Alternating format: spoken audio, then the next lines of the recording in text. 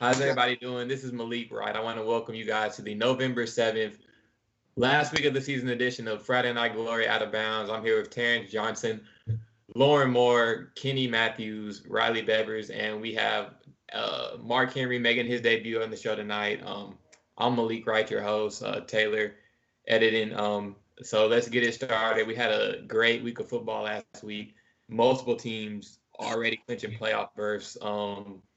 Let's get started with the offensive MVP this week. It's MJ Rivers from Frisco, Lone Star, the quarterback.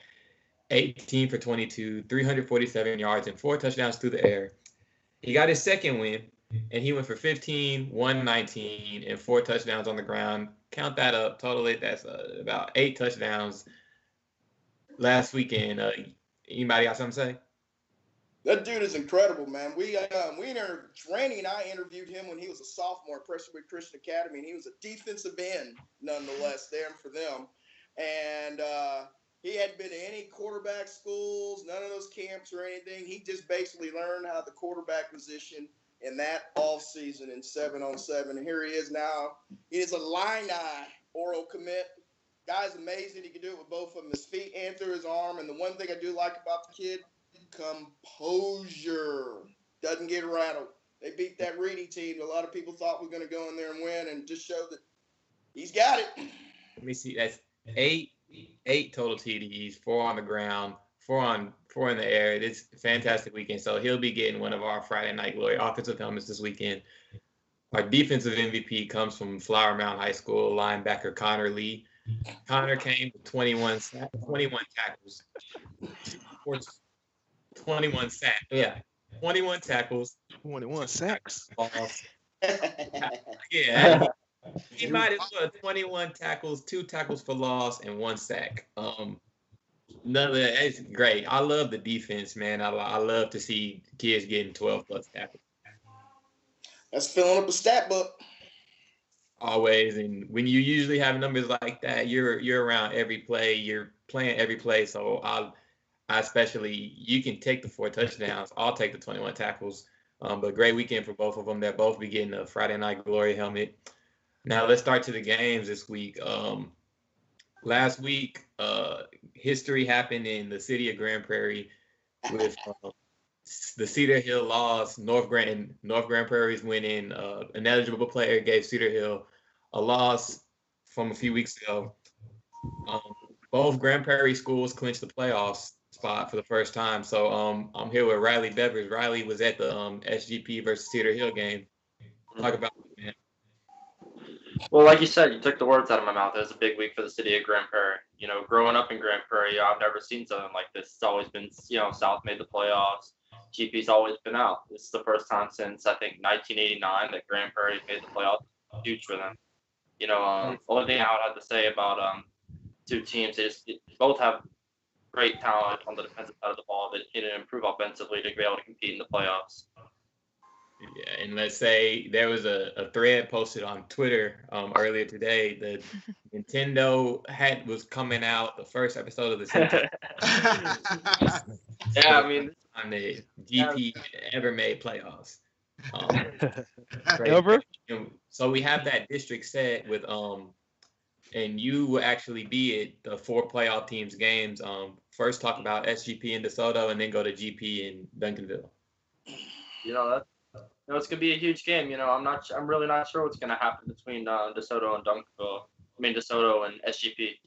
SGP showed me a lot these past couple weeks. They've been improving the offensive side of the ball. Struggled a little bit against Cedar Hill, but I feel like if they play a game that they played against Cedar Hill, they'll have a chance against DeSoto.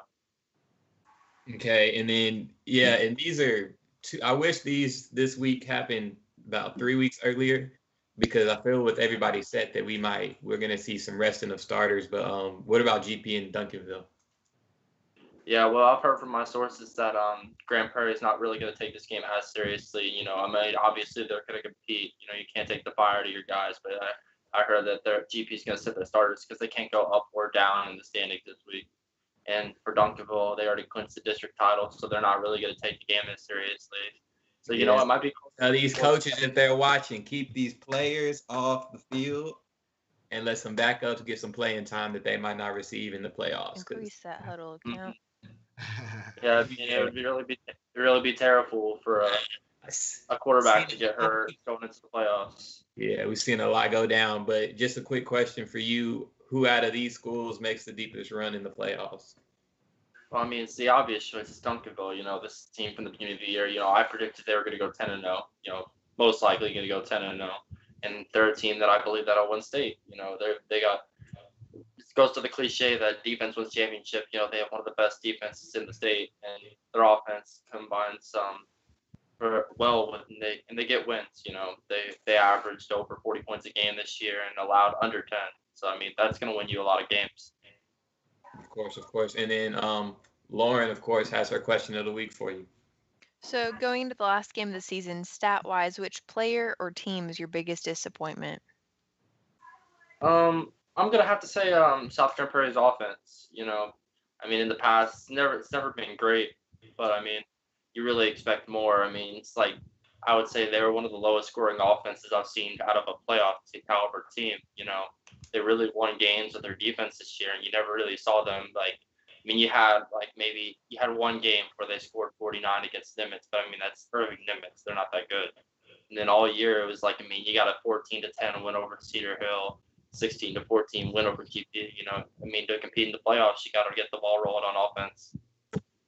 Man, but don't break, especially in them bright lights at Jerry Well, where I appreciate it, Riley. We're gonna move on to Lauren Moore, who was at Marcus's game against Byron Nelson, where they failed 31-14. I think the term failed describes it perfectly. Eliminated from playoff, correct? Yeah, so that's way right. Yep, 31-17. Game started. Offense kind of got rolling. Touchdown there. Xavier Maxwell getting the start and able to look pretty good. Then defense on that drive. Ethan Barr, who is a sophomore linebacker, I believe, had an interception which he returned for a short touchdown. And then just through the game, kind of like usual, Marcus's offense can't really get going, and defense, they're staying strong, but it's kind of hard for a defense to stay positive and strong with their offense can't score, can't do much.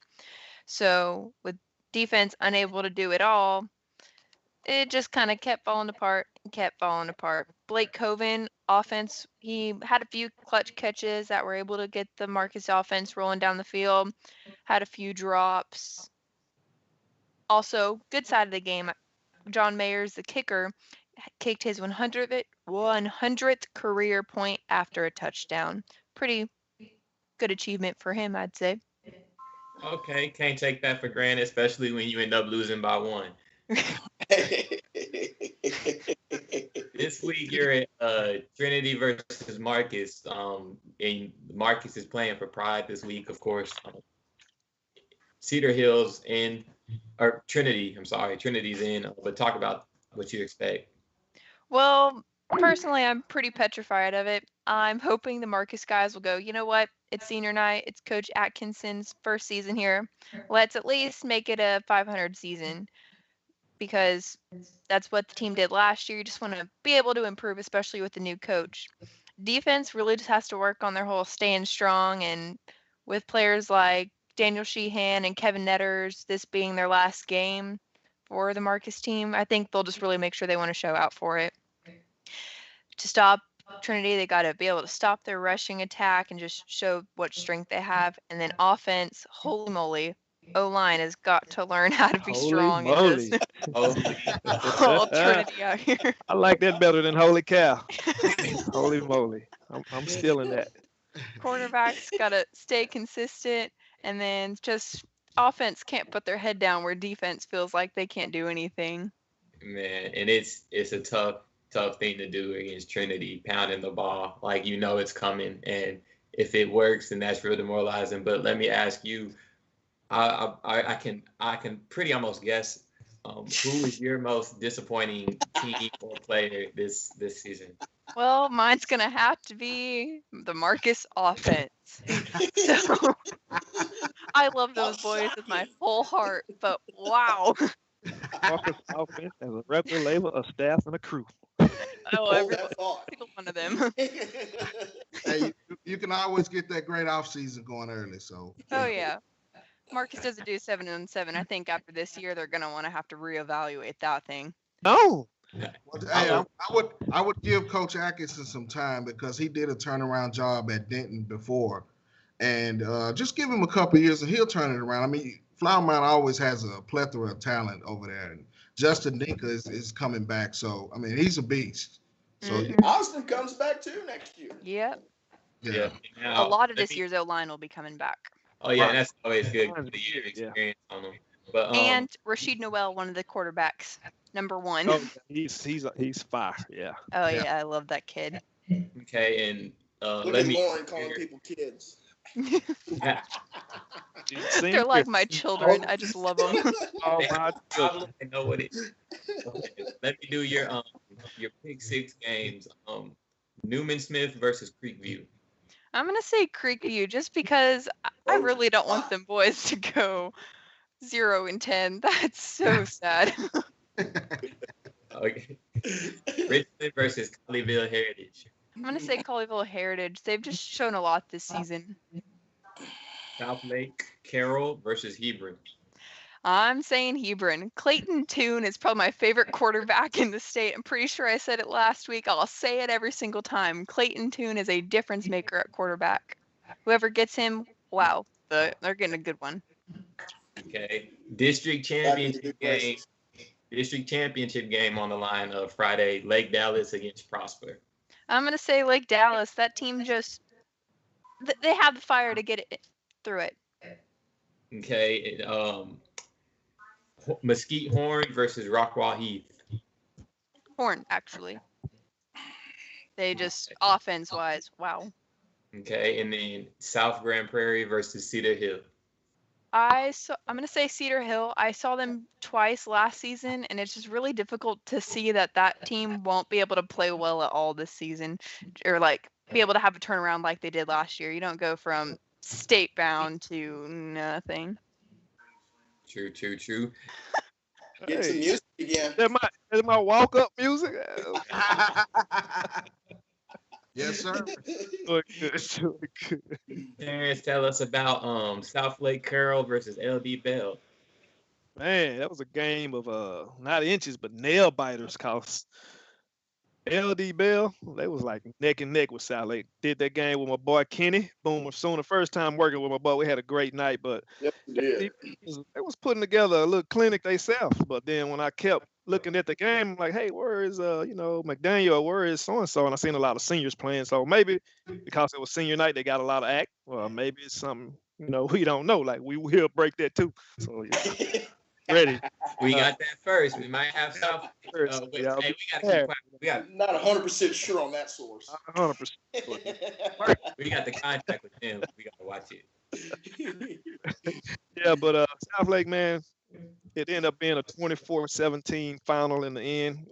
So they breakout players. They had a linebacker. I interviewed him, Matty Warner, I believe. Yeah, he had a fumble recovery. It was like the 241 minute mark of the game. And LD Bell was driving, so they on the 24-yard line when this fumble happened.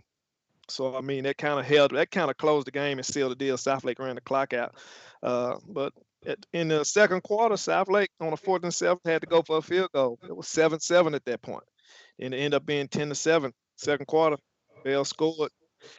In the fourth quarter, Bell scored 10. South Lake scored nothing. So that's the outcome of that 24-17 game. But overall, I don't know what's going on in South Lake. If my boy McDaniel may be hurt, but I mean, I think they'll go ball hard. Hebron's a tough team. I've seen Hebron at beginning of the year. Kind of watched them on the radar. I haven't had them since. So it's like Coach Brazel over there, he got them boys ready, and they're hungry. They're both 5-1 in district. So they ain't scared, and they had a good win last week versus Euless Trinity. Not Euless Trinity. I'm sorry, they beat Louisville 34-28. The week before was that Trinity lost. They barely lost that game. But I mean, Clayton Toon, just like Lauren said, when I interviewed him, I said, "Hey, you must have been in tune tonight. You don't have a name like Toon to be throwing passes like that." Two guys that night, a receiver caught 2 big plays, was called back because he stepped out of bounds. But Clayton Toon balls, and then Clayton Toon also can rush that ball too. They got another breakout player, DeAndre Warren. He went 3 for 92 last week. 1 TD, quiet player. Actually, my boss's son, and I didn't know him. Then I seen him play, like, oh, he's a average kid. And then I started watching and reading. Oh, this kid got something. He's a senior too, so go all out. Okay, now let's get your pick six in. We're gonna go with Newman Smith versus 0-9 Creekville. Newman Smith. I mean, because I was raised up when Newman Smith was up and coming, I'm gonna roll with them Trojans, Trojan mans. Richland versus Colleyville. Colleyville Heritage always had a rich history of programs, so I'm gonna have to roll with Colleyville, and I'm gonna go 6-0 this week. I'm gonna pick these picks. Southlake versus Hebron. Now that might make me not go 6-0. It's gonna be a tight knit game. I say whoever makes the least amount of turnovers, cause I mean Southlake has a defense that they won't go away. It's gonna be a tight game. In the end, I think Southlake by a field goal, maybe. I'm gonna call it an NFL type scoring game, but you never know with these turnovers and the way the kids play. But I think Southlake pulled this out. They play all their players, and we find out, really what's going on this week. Okay, Lake Dallas versus Prosper. I used to live in Prosper, another one of my hoods. Y'all know I got hoods all over. But love, because Lake Dallas home of the Von Erichs, man. Grew up listening to the Von Erichs and hearing about Lake Dallas and had family somewhere out there with land. The Iron Claw. Where's Lake Dallas? It sounds like a cool place. So go Claw still. Horn versus Heath. I like Horn. Jermaine Givens and Maurice Wren over there. I had them in the Cotton Bowl. They beat my alma mater, but them some nice kids, man. They can roll. So Mesquite Horn takes that. Okay, and then Cedar Hill versus South Grand Prairie. Off the top, I'm gonna give Cedar Hill some love, man, because I want to see Coach Carlos Lynn do good. I don't know what happened with an eligibility player. That's just something slipped through the cracks, because I know that school district be on top of stuff like that. But I think they just fight hard for Carlos Lynn, just get ready for next year and try to stick with what they do. All right, well, you have a good week, man. I respect you matching the chain this week. Hey, I gotta be like you youngsters, man. I turned 41 Sunday, so look at you, Carlos. Be wearing these chains. My soak them. They don't know about soaking them. You know how your grandma used to say, you don't soak all that jewelry and sell it for scrap. All right, we're gonna move on to Kenny Matthew. What's happening? Lauren has a question for you, Terrence. Okay. So going into the last game of the season, stat-wise, which player is your biggest disappointment? Stat-wise? Ooh, I mean, I don't know if any player's been a disappointment as for a team. For a team, stat-wise, most of the teams I covered, they kind of like solid week in, week out. I mean, team-wise, disappointment. I really can't call it. Maybe I'm going to say DeSoto because they used to own Duncanville since 2008, I believe. I don't know where they headed after that loss. Maybe they picked their head up and played technique sound football. One thing about DeSoto, they got a good coach, Todd Peterman. If he can will them a couple of wins, they may be okay. But they had a big loss in Sean Robinson, man. That was the heart. That was the goal. That's where that bling bling come from. That quarterback right there. That's the reason they went all the way. But as far as players, I don't think it's none. I see a lot of kids play their hearts out, and even if they have a bad game, like I can't really call it. Maybe next year I'll be like, he had a good season. He's sucking it up this year, but we'll see. Of course. And now let's move on to Kenny Matthews. Let's talk about your game, the game you're going to be at this week. You were at LD Bell, Southlake. Do you want to have any quick comments on that to add to Terrence? It just seemed like the whole time Southlake Carroll kind of sleptwalked through that game. It just, and maybe we should be giving more props to LD Bell. I thought LD Bell came in 1-7. They really didn't mail it in for the season, but they shot him a pretty loaded gun for most of that game against him. Man, they outrushed him. They outpassed him. They had more first downs than Southlake Carroll on senior night. But the one stat that killed them, they had 2 turnovers and Southlake Carroll had 0. I mean, and so when you're on the road against a good team, you can't turn over the ball. And I think that's what led inevitably leading to them losing the game or not being able to go to overtime. And Southlake Carroll I don't know if they were just looking ahead to Hebron. It could be. I mean, you got 16, 17, 18-year-old kids. They said the LD Bell's not very good. They know even with their facet attack the following week. Sometimes you just don't take that 1-7 foe very serious. I bet you, though, come Saturday morning, I bet you they started taking things a lot serious, though, for South Lake Carroll did. Yes, sir. Got their feet working. And now we have you this week at Newman Smith versus Creekview. Heck yeah, you know it. So the only person excited about two 1-18s playing is Kenny Matthews. a lot of pride, a lot of heart being thrown on the field that day. Well, we got the distinction of either Newman Smith being the city of Carrollton champs, or we're going to have 3 teams, 1-9, all represented in Carrollton between Turner and Creekview and Smith. So the battle of futility is what I call it this week. Yes. Yeah. They need to wait for baseball season out there. Well, I know that, and the bad thing is it's bad for me because my best friend Paul Russ is the Newman Smith head coach. Jay Klein's the head coach of Carrollton Creekview, and I'm very good friends with him. He's a Boomer Sooner guy too, Terrence. Boomer. It's very, very hard for me when one team does win against the other because I'm just really good friends with them. But both Paul and Jay Klein are best of friends too. So they've kind of embraced that. They made it not be a nasty game anymore. It's just a competitive game, which I do like that aspect of it, because Newman Smith's had their issues with Turner where it becoming a nasty game. So this is a good rivalry. At least played the right way, I should say. They need but you. Yes, I will be there with a big smile on the sidelines. Yes. They need you. And now we promised the people some news, man. Let them. Well, why don't you let her ask the question first? Go let ahead. her ask the question. Lauren, do you have any questions for Kenny? Oh, yes. Going to last game of the season, stat-wise, which player or team is your biggest disappointment? I'm going to say the same district, and it'll be 1 and 1A. First, I'm going to say Louisville. I thought the Fighting Farmers would be better this year, but they were not. Their offense was not very good this year. We went and saw them scrimmage against McColony at the beginning of the year, and both Randy and I both thought that they were going to be much better, and they were disappointing as a team. And I'm sorry, Lauren, you're Marauders. I really bought into the Marauders this year when we talk about all the talent that's on that football team, that Division I talent's on that team. For them to be even having to win Friday night to be 5-5, to me, that's a setback. I mean, I think there was a lot of buzz and Coach Atkinson coming in, but with the talent, Marcel Brooks coming over, Dinka, Osborne. I mean, you talking about 3 highly recruited players in Division I, and they're not going to make the playoffs, and they may finish 4-6 for all we know. So that would probably be my biggest disappointment. And my breaking news also, Marcel Brooks is no longer on the Flower Mound Marcus team any longer. For team reasons, he's no longer on the team. Undisclosed reasons, I guess you should say, right? I mean, you're talking about an all-world talent, hasn't even been able to complete a full year at Flower Mound Marcus. A lot of chaos, but that happens when you got a new regime sometimes. Sometimes people buy in, some people don't.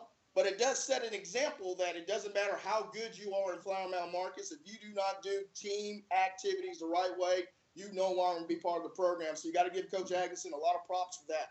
A lot of props and a lot of respect for it. And to the kid, get it right, because you are just another body, and they will find another one, man.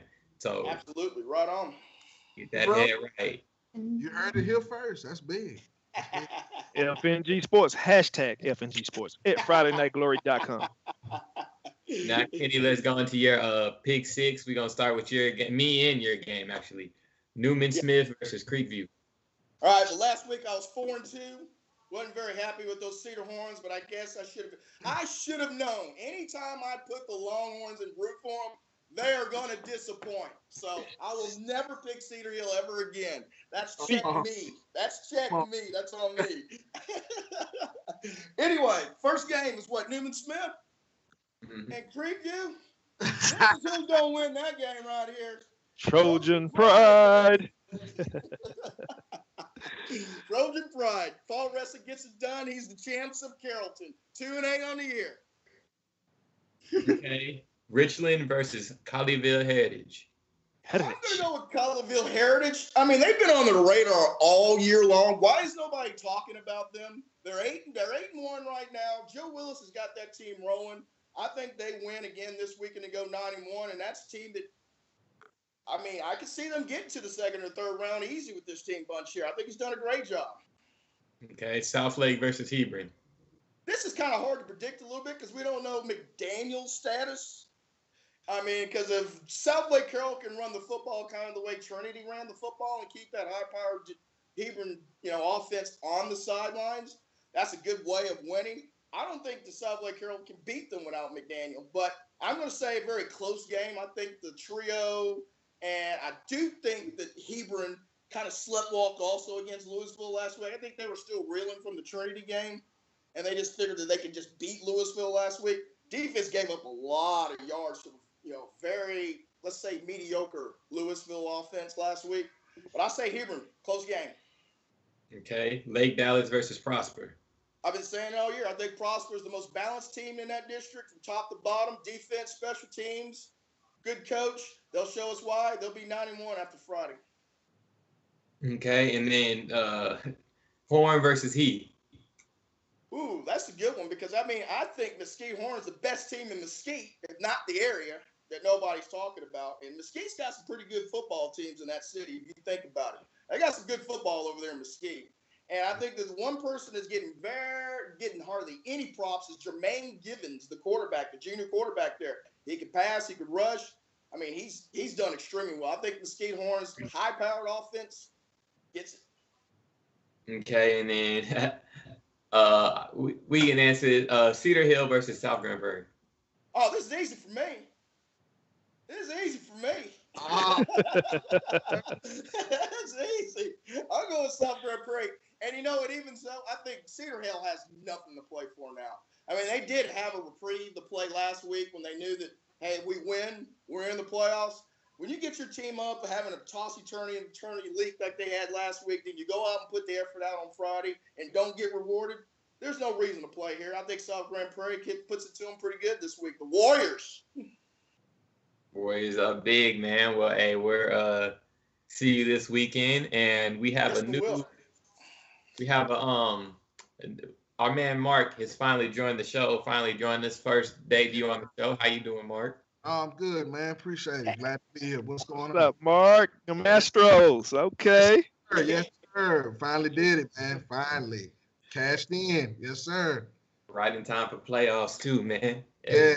All that matters. The season is only halfway over if you're winning the state championship. Yeah. That's right. The season's only halfway over. Yes, sir. But we're gonna see you this weekend at Richland and Colleyville. Let's talk about that. Now, this district ended this way last year with Grapevine, Colleyville, and Richland each sharing the district title. And I think it's going to come down to that again. We got two high-powered offenses. We start with Richland with Shamar Johnson and Rasheed Rice, both big-time wide receivers. Both have offers from SMU. And on the defensive side, you have Deshaun White, who's committed to Texas A&M.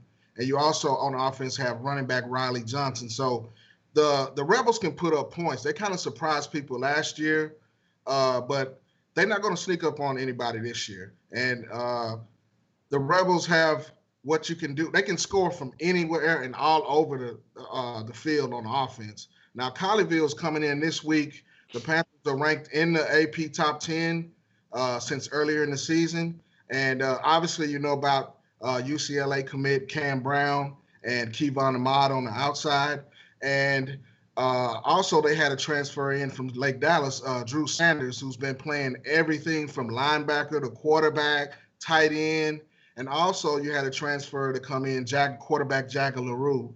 So they're also loaded on offense with Caleb Murphy also.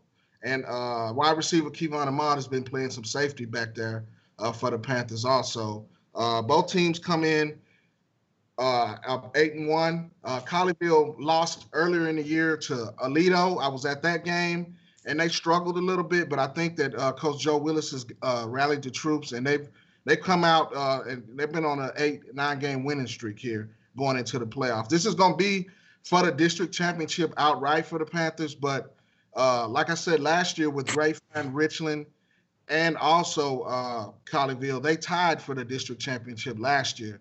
And I may be the only lone wolf here, but I think that's what's going to happen again.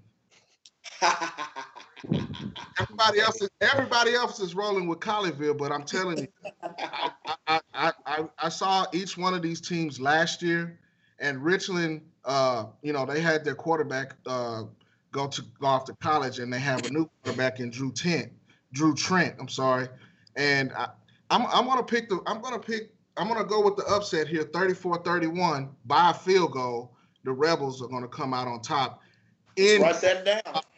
Write that down. Take a picture. Do whatever you want with it. I don't give a. Hey, that's my Smoky upset boy. of the week, and it's gonna be a tie again. And I think this will be a shocker for some. But hey, like I said, I've seen these teams since last year, and the Rebels. They were a sleeper pick last year, but I think. Like I said, I'll be the only one to go out on a limb and take this game 34-31. The Rebels will come out on top. Okay, and then Lauren has a question for you. Go ahead. Going into the last game of the season, stat-wise, which player or team is your biggest disappointment? I would say my biggest disappointment would have to be Cedar Hill because they have so much talent over there. Now, they did have a major injury to their quarterback, Shane Lawrence. He was out a few weeks, a newcomer who was the starting quarterback. And I really think that that played a hand in the Longhorns having a tough time offensively this year, not being able to get the ball to Josh Fleets and Cam Fleming like they should have. And coming up short with that ineligible player, that kind of hurt them also because I think if they had a chance to make the playoffs, that they probably would have been able to at least go 1 to 2 rounds deep. It's going to be funny this year not seeing Cedar Hill in the playoffs. I mean, I am a Longhorn fan through and through. Kenny, Terrence, you know what I'm saying? My condolences. Yeah, hey. We're going to spare y'all next to the Frogs. Hey, that's all right. Hey, and I got on purple. My boy Malik Jefferson gonna keep it 100 with the Longhorns, but yeah, he's cool. But Longhorn Nation far off, man. We need a quarterback. I need a whole organization. You need a new alumni, really, a whole new group of folk. Real. Anytime the Longhorns have been reveling, we've had a stud at the quarterback position. You can't deny it. I don't deny it, but you ran off a lot of them too. Ain't no way in the world Gerard Hurd should be playing receiver. I did his games back 2 state championships. I agree. Go to Arkansas, get on, become a quarterback. That's what you are. But we are Texas. That's what they do. But my boy Applewhite, they screwed him. That was my boy. But the Cedar Hill Longhorns have a rich tradition of state championships. And, they should have been in the running this year, but they came up short. So, but I think they'll be back next year. That they don't rebuild, they reload, and they still have a plethora of talent over there. So my biggest disappointment would be Cedar Hill. Well, don't you think also that Joey McGuire not being there is huge too? That has a big key to that because you got to realize that all of those kids were Coach McGuire kids, and not that Coach Carlos Lynn didn't know the kids, but he's coming in and he had to reestablish the whole tradition over there. So Joey, Coach Joey leaving did hurt Cedar Hill, I believe, also this year. Okay. Now let's get to your pick 6. You made your Colleyville versus Richland pick. Yes, sir. Newman Smith versus Creekview. I'm gonna go with Newman Smith. Yes, sir. Trojan pie. Richland versus Colleyville. Heritage. I'm gonna still roll with the Rebels 34-31. I even think we might get some overtime because, like I said, both these offenses are strong. But I think Deshaun White and the Rebel defense will make up for some of that defensive firepower that the Rebels have had in the past. And there will be at least 2 turnovers in this game by one of the offenses. So it's going to be a great game. I'm looking forward to it. And that atmosphere at that stadium is always great. Okay. Southlake versus Hebron. You know what? I'm going to go with Southlake. I think they may have to make a couple defensive stops. You got Jacob Dodderich at linebacker, and he's been playing a little bit of offense too. And I just think that the Carroll tradition will bring them to the surface that night. Okay, Lake Dallas versus Prosper. I'm gonna go with Lake Dallas. Okay, South Grand Prairie versus Cedar Hill. I'm gonna go with SGP. Just because with so much turbulence going on in with the Longhorns right now. It's hard for kids to focus. You can say it's not a distraction, but I mean, you can look at stuff going on with Zeke Elliott. That's a distraction to a team when things happen outside of a team like that. If you play ball, you're in the locker room with guys. That bothers guys. So I mean, SGP is gonna roll on this one. Okay, and then Horn versus Heath. Mesquite Horn upset John Tyler last week, so I'm gonna have to go with Mesquite Horn. Anytime you take out Cujo, they took us out. They took him out, and John Tyler's going to still make some noise in the playoffs like they do every year, but that's a big win for Mesquite Horn. So I'm going to go with it. Okay, and well, since we let me get you a little more camera time since it's your first week. What are you most looking forward to in the playoffs? Team, game? I'm going to go ahead and step out on the limb, and my state champion in 5A is going to be Den Ryan. I'm a big Spencer Sanders fan, and I think they would have won state last year if he hadn't torn his ACL. He's the man, and he's been the man. And you got Gabe Douglas and Shoski Dub on the outside.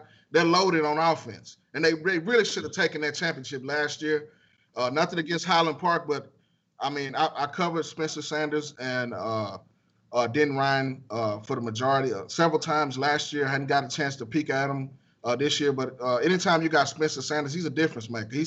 He's like the high school version of Dak Prescott to me. Hey, Den got some quarterbacks, man. I'm sorry for interrupting you, but way back from James Battle, Spencer Sanders, Gerard Hurd, Sean Robinson. Look at that. Yeah, I mean, the guy's legit, and Oklahoma State's getting a great one. He's a leader too, and he well-spoken kid. Oh my God. Let me tell you, he might be. I've covered them a few times this year. It's been a little bit. Yeah. He's gonna start next year. Yeah. Oh yeah. Oh, Rudolph's gone. I think he has. I think Gundy's gone too. He's 50 now.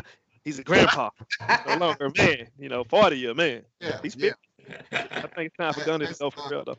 Yeah. As far as 6A goes, I think you can't count out DeSoto because they have that tradition. Allen's going to be there. Alito's going to be there in 5A. They're still strong. Alito's comp. Right? Yeah. Okay. Yeah. Evil boys.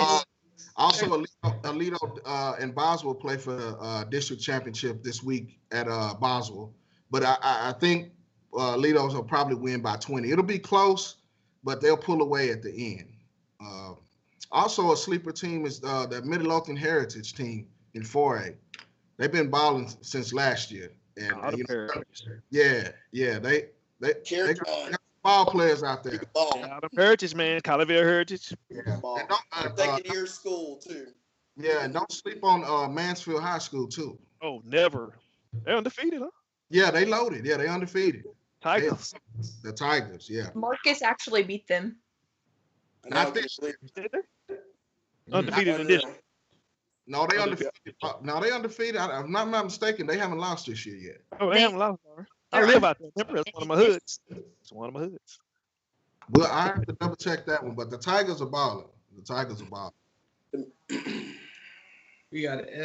Well, hey man, it's you came at the right time. Last weekend I was at Lake Dallas versus Lil Elm. Great football game. 41-34 was the final. Lil Elm hadn't given up 30 points since the third week of the season. Ryan Depperschmidt, quarterback for Lake Dallas, 2 touchdowns through the air, 2 touchdowns on the ground. He beast moded Marshawn Lynch, one of them where he broke about 4 or 5 tackles and put it in the end zone. The team was down 10, 11 points in the second quarter. Their kicker missed 2 field goals, so the score could have been a lot worse, but held on with an interception at the end. Lil Elm's offense just could never get it going. I don't know if it was the atmosphere of Lake Dallas or what, but they had them kicked down the entire game, and now they're in the championship game against Prosper next week. And I think they earn my respect. I think they're gonna pull it off. With Depperschmidt, I think Depperschmidt's one of the best quarterbacks I've seen. He's only a junior. 6'3", 6'4", run the ball, throw the ball. If he can get 2 or 3 of his weapons working, then I think even just playing average, if he has 2 or 3 people playing average, he's great. So he can make them good, and that'll put them above everything. This week I'll be at Newman Smith versus Creekview. I'm gonna roll with Creekview. I'm gonna roll with Creekview. Don't want to see See if Randy can get you off the schedule. Richland versus Colleyville. I'm gonna go with Richland versus Colleyville. I'm gonna go with Colleyville. South Lake versus Hebron.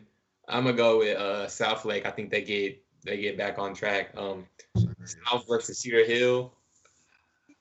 I think Cedar Hill wins just off the fact that I assume South is going to sit a few players tonight to avoid injury. So I'm gonna go off that. If South plays a full game, I think South gets the win. And then Mesquite Horn versus Heath. I'm gonna go with Horn in that one after, like Mark said, the upset of John Tyler. For a disappointment for me this year is it's tradition. It's been about 10, 12 years that Arlington Bowie and Cedar Hill are not in the playoffs. I've never seen that. I've never known. Round 1 exit is another thing, but to be in the off season after this week is just crazy with both of those schools. Bowie is extremely, extremely young. You can chalk that up to that, but some of their losses this season had it seem like like they lost it, and I really hope that they didn't, because that's been a great program for years. Cedar Hill, I met with them at the beginning of the season, and they looked like they had the athletes to at least compete, and that right there, they took a tough loss off the academics, but all those athletes, you just don't see Cedar Hill not making the playoffs. I mean, you were there when we did the spring game, and it's just like I said, it's unusual to see the Longhorns not in there, but they're gonna bounce back. They still have some talent over there. Yeah, and I see them. Bowie has a few. They have a few returners too coming to the team. I see Cedar Hill bouncing back, nevertheless. For it, but yeah, that's my disappointment. I didn't expect to see that at the beginning of the year. Even seeing Bowie that spring game, it's not normal seeing that. So both of them, and then even DeSoto losing the city crown to Duncanville, I think that they'll find it. If they play in the playoffs, I think DeSoto wins that game, and I think DeSoto actually goes deeper in the playoffs than Duncanville does. But that is the end of our show. Do any of y'all have anything to add before this last Friday of the football season? Beat TCU. And we're going to see TCU got that defense now. We're going to see. TCU fell off. I do got to shout out our FNG's own podcast, Matthew Gaddick, another 350-something yards the other week. He's going to get 2,000 this year. Did they make the playoff? I believe that, yes. I believe they. I'm not sure if they clinched though. I'm not sure if they did. Okay. But yeah, he had another big game, so look for him. He's a good kid. Yeah. Okay. Great week. Last week of the season, last senior night, last game for some of these kids that didn't think it was going to be their last game of the year. Getting colder. Playoffs start next week, and that's what it's all about in Texas. So for Mark Henry, Lauren Moore, Riley Beavers, Terrence Johnson, Kenny Matthews, Taylor Beverly, get well soon, Randy, and for Matthew Davis. Randy. Get well, Randy. For Matthew Davis, Jared Hips. It is Malik Wright with signing off. I'll see you guys next week. Y'all have a good week. Have a good game. Our host was good. Good job, Malik. Yeah, nice to meet you, man. Astro, we coming back next year. Texas Rangers.